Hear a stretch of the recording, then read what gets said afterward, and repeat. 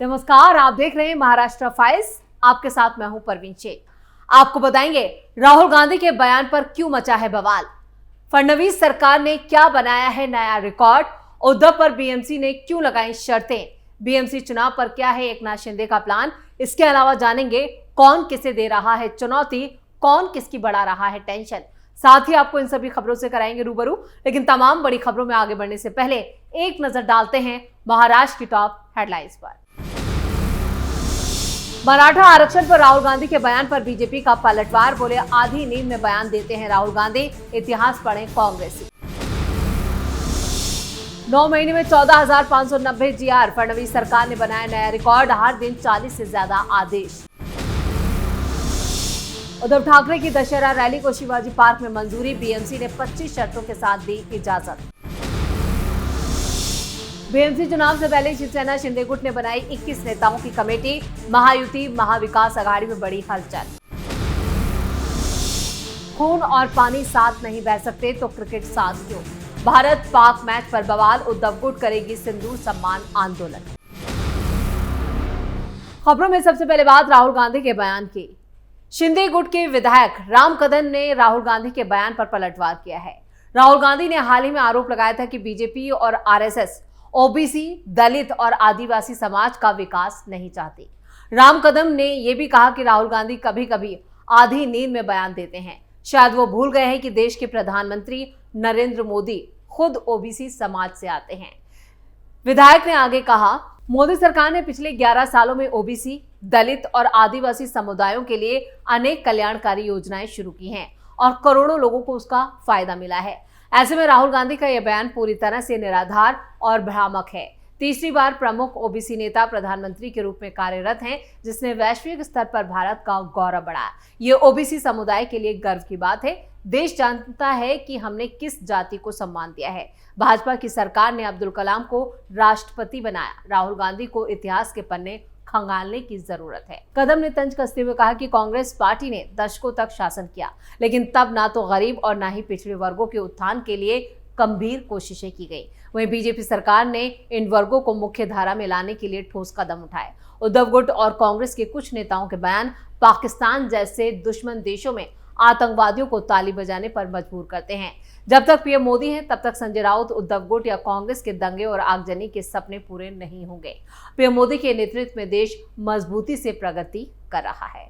ये बयान अभी हाल ही में महाराष्ट्र में हुए मराठा आरक्षण आंदोलन को लेकर है और उसके बाद राहुल गांधी ने मराठाओं समुदाय की जो मांगे थी वो फडणवीस सरकार ने मान ली थी। उसके बाद ही राहुल गांधी ने कहा था कि ओबीसी, दलितों और अल्पसंख्यकों का विकास नहीं चाहती है मोदी सरकार, जिस पर शिंदे गुट के नेता ने ये पलटवार किया है। खबरों में आगे बढ़ते हैं। फडणवीस सरकार को बने 9 महीने होने वाले हैं, लेकिन उससे पहले इस सरकार ने जीआर जारी करने का नया रिकॉर्ड कायम कर लिया है। मुख्यमंत्री देवेंद्र फडणवीस के नेतृत्व में 5 दिसंबर 2024 को शपथ लेने वाली सरकार ने 10 सितंबर 2025 तक कुल 14,590 जीआर जारी किए। औसतन हर रोज 40 जीआर जारी करना अपने आप में एक अनोखा आंकड़ा है।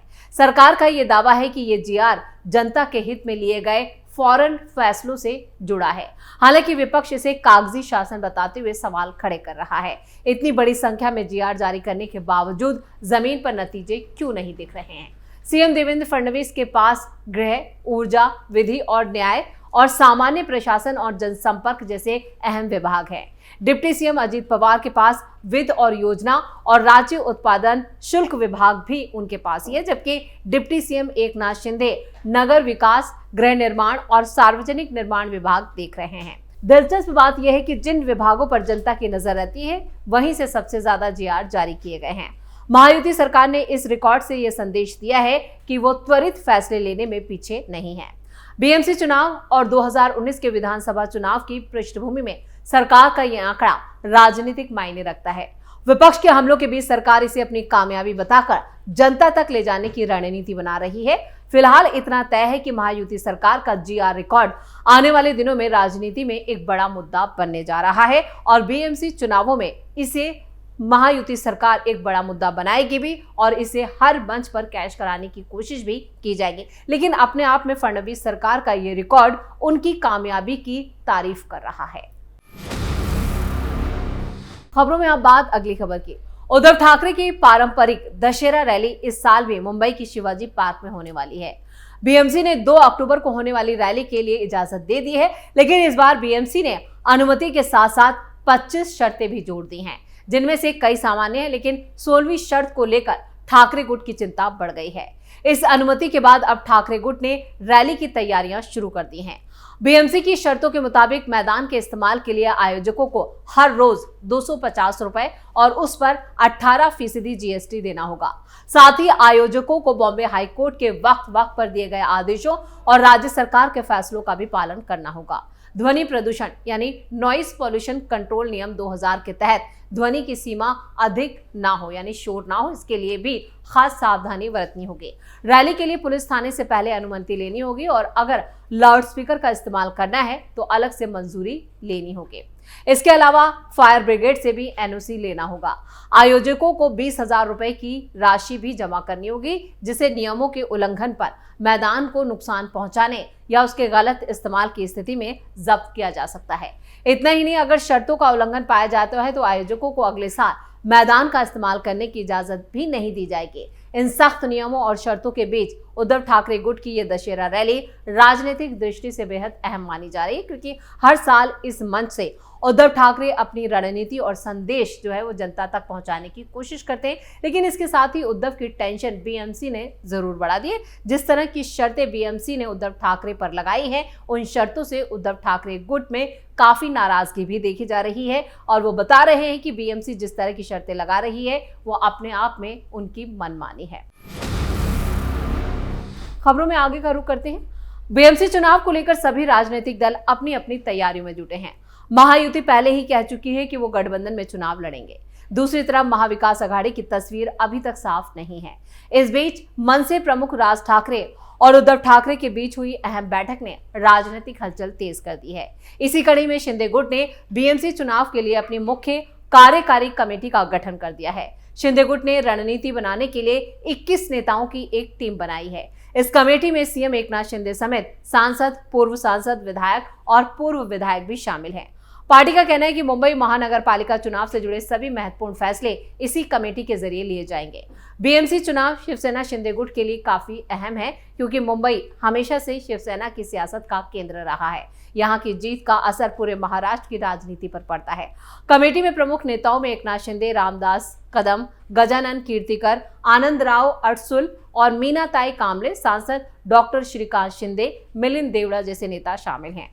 बीएमसी चुनावों को लेकर राजनीतिक पार्टियों में बढ़ती सरगर्मी का एक बड़ा कारण ये भी है कि ये भारत का सबसे अमीर स्थान है, यानी सबसे अमीर बीएमसी है। बीएमसी का 2025-26 का बजट जो था वो 74,427 करोड़ रुपए तय किया गया था, जो इस देश का सबसे समृद्ध शहरी निकाय इसे बनाता है।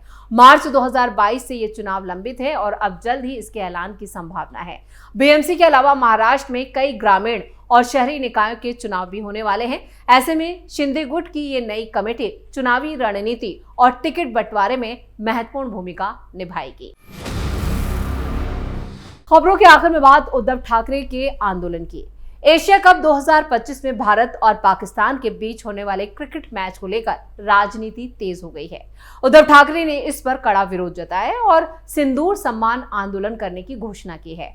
उद्धव गुट के सांसद संजय राउत ने कहा है कि उनकी पार्टी की महिलाएं सड़कों पर उतरकर भारत पाकिस्तान मुकाबले का विरोध करेंगी। पीएम मोदी को सिंदूर भेजा जाएगा। भारत और पाकिस्तान का मैच जो है वो रविवार को होने वाला है, यानी 14 सितंबर को ये मुकाबला है।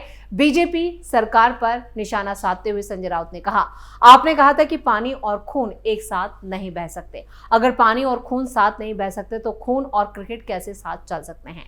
पाकिस्तान के साथ क्रिकेट खेलना देशद्रोह और बेशर्मी है। उन्होंने कहा कि उनकी पार्टी भारत पाकिस्तान मैच का विरोध करेगी और इसके लिए महिलाएं भी सड़कों पर उतरेंगी। यानी उद्धव ठाकरे ने एक बड़ी रणनीति के तहत सरकार को घेरने की जुगत लगाई है।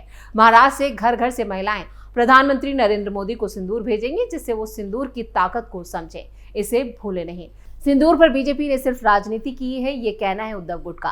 पाकिस्तान से रिश्ता खत्म करने की बात कही थी और अब मैच खेल रहे हैं। उद्धव ठाकरे के करीबी सहयोगी संजय राउत ने आगे ये भी कहा कि ऑपरेशन सिंदूर अभी खत्म नहीं हुआ है। पाकिस्तान के पाले हुए आतंकवादियों ने जम्मू कश्मीर के पहलगाम में हमारी 26 महिलाओं का सिंदूर मिटाया था। उनका दर्द और आक्रोश आज भी बाकी है और वो सदमे में। ऐसे में पाकिस्तान के साथ अबू धाबी में क्रिकेट खेलना देशद्रोह है और बेशर्मी है। अब बीजेपी नेताओं के बेटे जाएंगे भारत पाक मैच देखने के लिए। गौरतलब है कि 22 अप्रैल को पाकिस्तान समर्थित आतंकी संगठन लश्कर-ए-तैयबा के आतंकियों ने कश्मीर के पहलगांव के बेसरन घाटी में 26 निर्दोष लोगों की हत्या कर दी थी। मारे गए निर्दोष लोगों में 25 पर्यटक और एक स्थानीय नागरिक शामिल था और इस हमले में पूरा देश जो था वो आक्रोशित था। प्रधानमंत्री मोदी ने पहलगांव अटैक का बदला लेने के लिए सेनाओं को खुली छूट दी थी, जिसके बाद लाहौर के पास मुरीद के और बहावलपुर और पीओके के आतंकी ढांचों पर हमले किए गए थे। 23 अप्रैल को हुई कैबिनेट कमेटी ऑन सिक्योरिटी की बैठक में भी भारत ने इस वाटर ट्रीटी को भी निलंबित कर दिया था। भारत ने साफ कहा था कि आतंकवाद और जल सहयोग एक साथ नहीं हो सकते, यानी पानी और खून एक साथ नहीं बह सकता। इसी को लेकर संजय राउत ने मोदी सरकार पर निशाना साधा है। इसी के साथ महाराष्ट्र फाइल्स में खबरों का सिलसिला यहीं खत्म करते हैं। बाकी खबरों के लिए आप जुड़े रहिए कैपिटल टीवी के साथ। वीडियो को लाइक करें, शेयर करें और कैपिटल टीवी को सब्सक्राइब जरूर करें। नमस्कार।